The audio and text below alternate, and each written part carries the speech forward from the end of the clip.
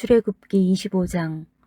여호와께서 모세에게 말씀하여 이르시되 이스라엘 자손에게 명령하여 내게 예물을 가져오라 하고 기쁜 마음으로 내는 자가 내게 바치는 모든 것을 너희는 받을지니라. 너희가 그들에게서 받을 예물은 이러하니 금과 은과 녹과 청색 자색 홍색 실과 가는 배실과 염소 털과 붉은 물들인 순양의 가죽과 해달의 가죽과 조각목과 등류와 간유에 드는 향료와 분향할 향을 만들 향품과 호마노며 애복과 흉패에 물릴 보석이니라. 내가 그들 중에 거할 성소를 그들이 나를 위하여 짓되 물은 내가 내게 보이는 모양대로 장막을 짓고 기구들도 그 모양을 따라 지을지니라. 그들은 조각목으로 궤를 짜되 길이는 2규빗반, 너비는 1규빗반, 높이는 1규빗반이 되게 하고 너희는 순금으로 그것을 싸되 그 안팎을 싸고 위쪽 가장자리로 돌아가며 금테를 두르고 금고리 넷을 부어 만들어 그 네 발에 달되 이쪽에 2고리 저쪽에 2고리를 달며 조각목으로 채를 만들어 금으로 싸고 그 채를 궤 양쪽 고리에 꿰어서 궤를 매게 하며 채를 궤 고리에 꿰인 대로 두고 빼내지 말지며 내가 내게 줄 증거판을 궤 속에 둘지며 순금으로 속죄소를 만들되 길이는 2규빗반 너비는 1규빗반이 되게 하고 금으로 그룹 둘을 속죄소 두 끝에 쳐서 만들되 한 그룹은 이 끝에 또 한 그룹은 저 끝에 곧 속죄소 두 끝에 속죄소와 한 덩이로 연결할지며 그룹들은 그 날개를 높이 펴서 그 날개로 속죄소를 덮으며 그 얼굴을 서로 대하여 속죄소를 향하게 하고 속죄소를 궤 위에 얹고 내가 내게 줄 증거판을 궤 속에 넣어라. 거기서 내가 너와 만나고 속죄소 윗 곧 그 정극궤 위에 있는 2그룹 사이에서 내가 이스라엘 자손을 위하여 내게 명령할 모든 일을 내게 이르리라. 너는 조각목으로 상을 만들되 길이는 2규빗, 너비는 1규빗, 높이는 1규빗반이 되게 하고 순금으로 싸고 주위에 금테를 두르고 그 주위에 손바닥 넓이만한 턱을 만들고 그 턱 주위에 금으로 테를 만들고 그것을 위하여 금고리 넷을 만들어 그 네 발 위 네 모퉁이에 달되 턱 곁에 붙이라. 이는 상을 맬 채를 깰 곳이며 또 조각목으로 그 채를 만들고 금으로 싸라. 상을 이것으로 맬 것이니라. 너는 대접과 숟가락과 병과 붓는 잔을 만들되 순금으로 만들며 상 위에 진설병을 두어 항상 내 앞에 있게 할지니라. 너는 순금으로 등잔대를 쳐 만들되 그 밑판과 줄기와 장과 꽃받침과 꽃을 한 덩이로 연결하고 가지 6을 등잔대 곁에서 나오게 하되 다른 3가지는 이쪽으로 나오고 다른 3가지는 저쪽으로 나오게 하며 이쪽 가지에 살구꽃 형상의 잔색과 꽃받침과 꽃이 있게 하고 저쪽 가지에도 살구꽃 형상의 잔색과 꽃받침과 꽃이 있게 하여 등잔대에서 나온 가지 6을 갖게 할지며 등잔대 줄기에는 살구꽃 형상의 잔넷과 꽃받침과 꽃이 있게 하고 등잔대에서 나온 가지 6을 위하여 꽃받침이 있게 하되 2가지 아래에 한 꽃받침이 있어 줄기와 연결하며 또 2가지 아래에 한 꽃받침이 있어 줄기와 연결하며 또 2가지 아래에 한 꽃받침이 있어 줄기와 연결하게 하고 그 꽃받침과 가지를 줄기와 연결하여 전부를 순금으로 쳐 만들고 등장 7을 만들어 그 위에 두어 앞을 비추게 하며 그 불집게와 불똥 그릇도 순금으로 만들지니 등잔대와 이 모든 기구를 순금 1달란트로 만들되 너는 삼가 이 산에서 내게 보인 양식대로 할지니라. 아멘. 어제가 그 6.25가 일어났던 6월 25일 6.25 였습니다. 우리나라 6.25 동란 때 공산 정권을 피해 그 피난길에 얼마나 많은 사람들이 내려왔습니까? 우리가 너무 잘 아는 영화, 저도 그 부산에 갔을 때 이 국제시장을 한번 가본 적이 있습니다. 자갈치 시장도 물론 가보기도 했지만 그 국제시장이라고 하는 영화에 보면 일사후퇴 때 흥남부두를 떠나면서 그 아버지와 그리고 그 아들 또 그 딸이 그 헤어지는 장면이 나오잖아요. 참 그 피눈물 나는 장면인데 그 장면을 떠올려 보면 어휴 정말 그 전쟁 시대에 태어나지 않은 것이 얼마나 다행이다 싶을 정도로 정말 그 처절하고 비참한 질고의 역사를 우리나라가 가지고 있죠. 뭐 1,000만 이상 가족이라고 하는데 그 얼마나 그 가슴 아픈 그러한 한을 그 품고 또 이산 가족들이 살고 있고 이 전쟁의 그러한 후유증을 지금도 안고 우리 민족이 살고 있는 것 아닙니까? 그 6.25 때 그 일사 후퇴 때의 그 이야기들을 담은 노래가 굳세어라 금순화잖아요. 눈보라가 휘날리는 바람차는 흥남부두에 목을 놓아 불러봤다 차자를 봤다 금순아 어디로 가고 길을 잃고 헤매었더냐 피눈물을 흘리면서 일사 이후 나홀로 왔다. 그 2절 가사도 보면 일가친 적 없는 몸이 지금을 무엇을 하나 이내 몸은 국제시장 장사치기다. 영도다리 난간 위에 초생딸만 외로이 떴다. 부산에 영도다리 있잖아요. 그 피난민들의 서름, 그 피난민들의 그러한 한 맺힌 이야기들을 담은 것이 이 노래고 그러한 질고의 역사를 우리가 가지고 있다는 것 아니겠습니까? 단장의 미아리곡에도 마찬가지고요. 그 단장의 미아리곡의 그 나레이션 중간에 그 나오는 나레이션 참 눈물 나는 나레이션이 있잖아요. 어린 용구는 오늘 밤도 아빠를 그리다가 이제 막 잠이 들었어요. 동지섣달 기나긴 밤 북풍 한설 몰아칠 때 당신은 감옥살이 얼마나 고생을 하오. 10년이 가도 100년이 가도 부디 사람만 돌아오세요. 여보 이런 내용도 있잖아요. 참 피난길이라고 하는 것은 정신없이 뛰쳐나와야 되고 모든 것들을 다 포기하고 버려두고 나와야 되고 정든 고향을 떠나오는 것 아닙니까? 얼마나 혼란스러운 시기입니까? 아마 출애굽할 때에도 비슷했을 거예요. 다만 출애굽이 6.25 동란과 다른 점은 하나님의 은혜로 기쁨을 가지고 나온 복된 길이었다는 점, 그리고 하나님께서 그들이 나아갈 때 빈손으로 가지 않고 은금 패물을 가지게 함으로 수백 년 동안 있었던 노동에 대한 합당한 대가를 얻게 만들었던 점, 이 점은 분명히 다르죠. 다만 출애굽하여 오랜 광야 생활은 나그네 길을 가는 데 있어서 피난길처럼 지치고 힘든 것은 분명히 있었을 겁니다. 오늘 출애굽기 25장은 출애굽한 지 11개월 정도가 지나고 이젠 애굽에서 완전히 멀어진 시내산에 이르렀을 때의 전후를 기록한 장입니다. 말이 그렇지 11개월을 광야에서 쉬지 않고 계속 행군했다고 하는 것은 보통 힘든 일이 아니었을 것입니다. 그래서 잠시 시내산 주변에서 이스라엘은 행군을 잠시 멈추고 쉬면서 새롭게 재정비를 하는데 그 장이 바로 출애굽기 25장 전후의 시기입니다. 그럼에도 불구하고 이스라엘 백성들이 시내산에 잠시 머물러 있는 이 시기는 단순히 한숨 돌리고 쉬는 개념을 넘어서서 피난민에서 이제는 정복자 집단으로의 변화되는 분기점이었는데 그때 하나님께서 가장 먼저 꺼내든 카드가 바로 성막이었습니다. 오늘 출애굽기 25장 8절 9절 말씀 보면 이런 말씀이 나옵니다. 내가 그들 중에 거할 성소를 그들이 나를 위하여 짓되 무릇 내가 내게 보이는 모양대로 장막을 짓고 기구들도 그 모양을 따라 지을지니라. 하나님께서 출애굽한 백성들에게 가장 먼저 요구하셨던 것이 바로 성막 건축이었습니다. 그렇다면 왜 하나님께서 성막 건축을 가장 먼저 요구하셨을까요? 그것이 바로 성막의 기능 때문입니다. 성막은 하나님과 백성들이 만나는 만남의 장소였습니다. 즉 하나님의 백성들을 구원해 내시고 출애굽시키신 가장 큰 목적이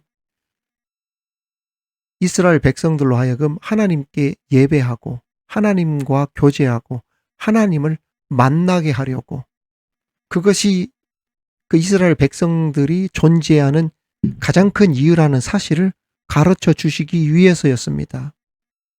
즉 이스라엘의 정체성을 성막을 통해 확고하게 세우시려고 성막 건축을 가장 먼저 요구하셨던 것입니다. 그렇습니다. 성막을 통해 하나님은 그 이스라엘 백성들을 만나셔서 내가 누구냐? 그리고 너희들이 존재하는 목적은 무엇이냐?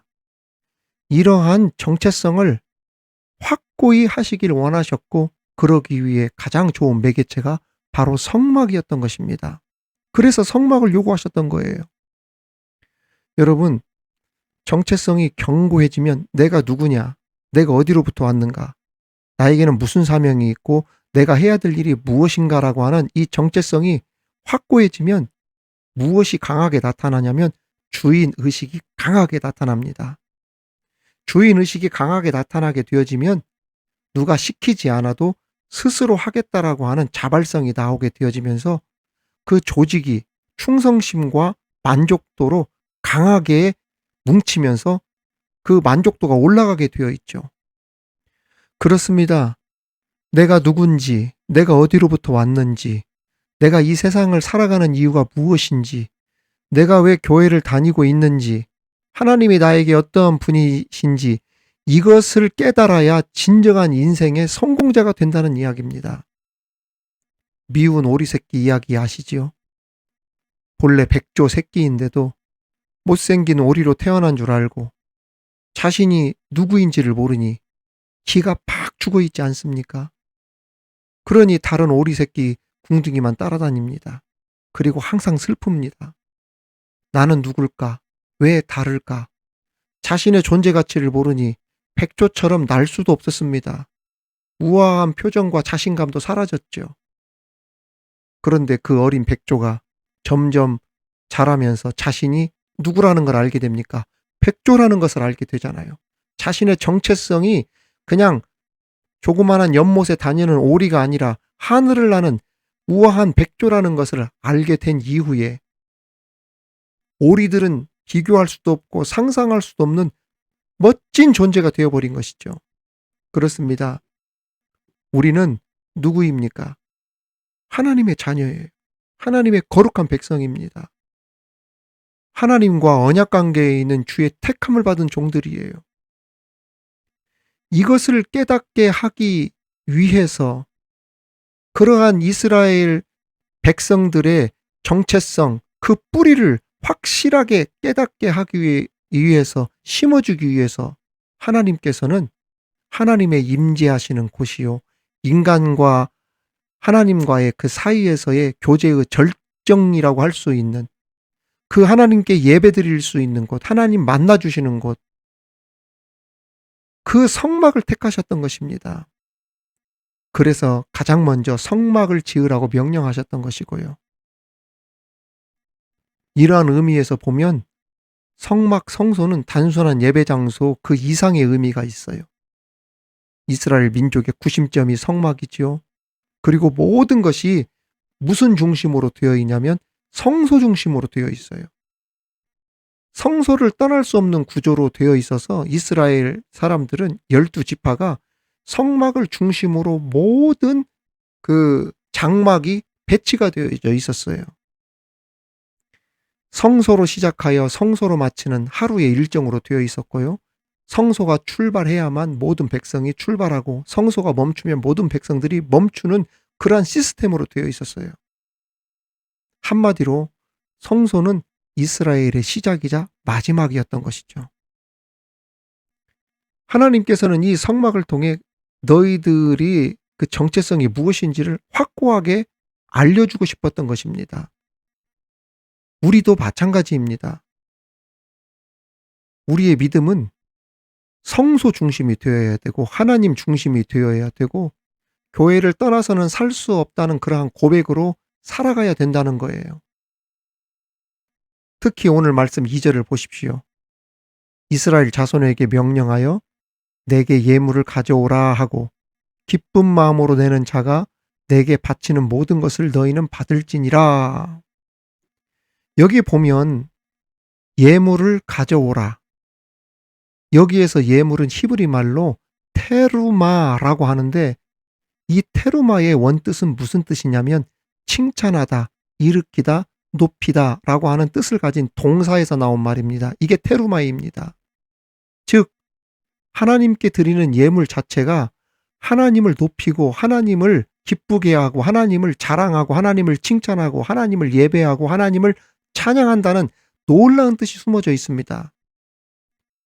우리가 드리는 이 물질, 하나님의 선교를 위해 드리는 이러한 헌금들, 그리고 이러한 하나님 앞에 드리는 이러한 작은 헌물들이 아무것도 아닌 것 같지만은 그것이 하나님 편에 보실 때에는 하나님을 높이는 찬양이고 하나님을 자랑하고 칭찬하고 하나님께 예배가 된다는 놀라운 뜻이라는 말입니다. 그래서 하나님은 그것을 드릴 때, 하나님께 예물을 드릴 때 어떤 마음으로 내라고 했냐면 즐거운 마음으로 하라. 그랬던 것입니다. 즐거운 마음으로 하라는 말은 히브리 말로 이떼벤누 리뽀라고 하는 뜻입니다. 이떼벤누 리뽀. 이 이떼벤누 리뽀라고 하는 이 말의 뜻은 무슨 뜻이냐면은 스스로를 자극하다라고 하는 말인데, 즉 태연하고 느긋하게 하는 것이 아니라 내가 안 하면 안 되지, 내가 먼저 솔선수범해서 예물을 드려야지 라며 스스로에게 자극하며 자원한다는 뜻이 숨어 있습니다. 이게 즐거운 마음으로 내라고 하는 이떼벤누 리뽀라고 하는 뜻이에요. 하나님께서는 모세에게 이런 심정을 가지고 예물을 드리는 자들의 헌물만, 예물만 받아서 성막을 건축하라 이렇게 지시하셨어요. 그러니까 억지로 하고 떠밀려 하고 불평하면서 하고 아까워서 하는 이러한 사람들의 헌물을 받아서 성막을 건축하지 말아라. 나는 그런 거 받지 않는다. 하나님 그렇게 말씀하셨던 것입니다. 고린도후서 9장 7절에 보면 바울 목사님이 이렇게 말씀하셨어요. 각각 그 마음에 정한 대로 할 것이요 인색함으로나 억지로 하지 말지니 하나님은 모아하는 자를 사랑하신다. 즐겨내는 자를 사랑하시느니라. 이떼벤누 리뽀 하는 자들의 것을 사랑한다. 스스로를 자극하면서 내가 먼저 해야지. 내가 해서 하나님을 기쁘게 해야지. 내가 드림으로 내가 정말 행복하다라고 하는 이러한 마음으로 드리는 자들의 것을 하나님은 받으시고 그러한 사람의 헌물을 기뻐하신다고 하셨던 겁니다. 이것이 하나님께 드리는 자의 참된 자세라는 것입니다. 왜 하나님은 그러면 기쁘게 자원하는 사람들의 것만을 받으라고 하셨을까요? 이러한 사람들이 내는 헌금이나 헌물에는 무엇이 없기 때문이냐면 자기 자랑이 없기 때문에 그렇습니다. 하나님께서 주신 것을 하나님께 돌려드리는 것 당연한 것입니다. 제 자랑은 없습니다. 오직 주의 영광만 나타나게 하옵소서. 이러한 마음으로 드린 헌물들과 예물들이기 때문에 하나님은 그 사람들의 것만을 받고 그 사람의 것을 가지고 성막을 지으라고 하셨던 것입니다. 이렇게 자기 자랑이 없는 이러한 예물들, 하나님의 영광만 드러내기를 바라며 드리는 것들은 나중에 가서도 무엇이 없냐면 어떤 인간의 뒷말이나 탈이 생길 수가 없어요. 오직 하나님의 영광만 남게 됩니다. 그래서 하나님은 기쁘게 자원하는 마음으로 드리고자 하는 사람의 것만 예물을 가져오라고 하셨고 그렇게 바친 자의 것만 모세야 받아서 성막을 지으라 이렇게 명령하셨던 것입니다. 여러분, 누가 주의 일을 하면서도 불평합니까? 헌금도 안 하면서 마치 그 헌금이 자기 돈인 것 마냥 떠들고 생색내는 사람들 교회에 있잖아요. 보통 불평하고 자기 자랑 많이 하는 사람들 보면 기쁜 마음으로 자원하는 사람들이 아니라 억지로 하고 자기 돈 아까워서 헌금도 못하는 사람들이 대부분입니다. 그래서 하나님은 기쁘게 낸 사람의 것만을 받으시겠다고 말씀하신 겁니다. 우리 방송을 통해 말씀의 은혜를 받는 사람들은 모두가 기쁘게 자원하여 헌신하고 봉사하고 주님을 섬기고 사명을 감당하는 사람들인 줄 믿습니다. 우리 믿으면 아멘 합시다. 그런 저와 여러분에게 하나님의 복과 은혜가 가득하시기를 주님의 이름으로 축원합니다. 그럼에도 우리가 반드시 기억해야 할 것이 있습니다. 9절 말씀입니다. 하나님께서 하라는 대로 만들어라 이렇게 말씀하신 것입니다. 아무리 좋아도 교회는 하나님 말씀이 기준이 되어야 되고 하나님 말씀대로 움직여야 한다는 것입니다. 모든 판단과 결정의 기준은 하나님 말씀이 되어야 한다는 이야기고, 그 말씀을 가지고 이끌어가는 주의 제사장의 인도를 따라 순종하며 가는 길이 신앙인의 길이라는 이야기예요. 오늘 또 이 말씀을 가지고 즐거운 마음으로 하나님을 섬기며 우리가 어디에 있든지 여러분이 서 있는 곳이 성전이 되고 하나님의 임재하는 곳이 되기를 바랍니다. 그 거룩한 하나님의 임재가 있는 성막이 여러분이 섬기는 교회가 되기를 바라고, 우리 미드바로 온라인 방송 또한 하나님의 임재가 있는 거룩한 초소임을 깨달아 매일매일 말씀과 기도로 하나님의 능력과 은혜, 임재를 체험하며 살아가는 저와 여러분이 다 되시기를 주님의 이름으로 축원합니다. 하나님 아버지 감사합니다. 이스라엘의 정체성을 심어주시기 위해 성막을 만드시고 하나님과 인간 사이의 교제의 절정이라 할 수 있는 예배를 드리게 하셨던 하나님, 말씀과 기도와 성전 중심의 건강하고 바른 신앙생활을 하게 하시고, 신앙생활을 할 때 하더라도 억지로 떠밀려 하는 것이 아니라 기쁨으로 자원하는 심령으로 섬기며 헌신하는 예배하는 우리들 되게 하여 주옵소서. 오늘도 하나님으로 인해 즐겁고 행복한 삶을 살게 하옵소서. 예수님 이름으로 기도하옵나이다. 아멘.